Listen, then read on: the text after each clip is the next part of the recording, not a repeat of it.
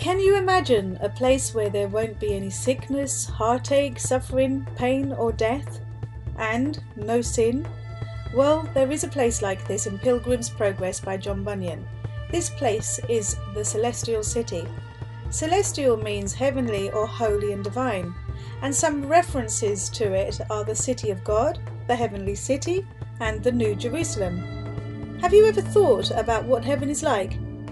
It is perfect. Can you imagine what being perfect is like? Heaven is big enough for all those who believe in Jesus to live and abide with God. Wow! Can you imagine God's presence and glory being there forever and you being there with Him? Can you imagine knowing God? Heaven is a place where God makes all things new and perfect.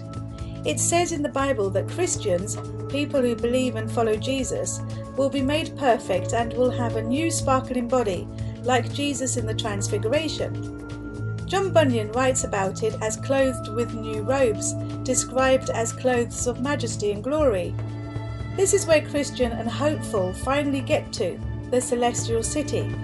However, they have one problem before they finally get there. They have to cross the river of death.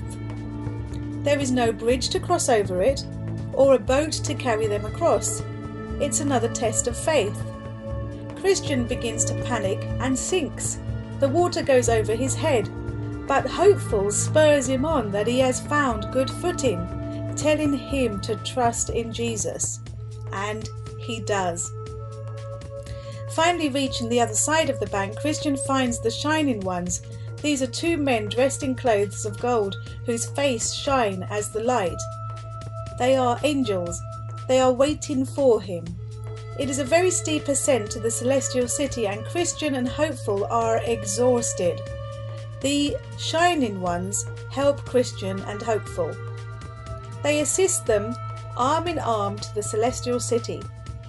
Angels in the Bible are experts in helping Christians when they are weak. They comfort and reassure God's people. As Christian and hopeful reach the Celestial City, a company of the heavenly hosts come out to greet them with much celebration. It's a joyful place, full of thousands and thousands of angels, kings, trumpeters, and heavenly hosts. They hand their certificates to the king of the palace. Satisfied the certificates are legitimate, the door is opened to them. As Christian and hopeful enter the gate, they are transfigured or changed, dressed with clothes that shine like gold. They are given harps and crowns, and the sound of bells in the city ring out for joy.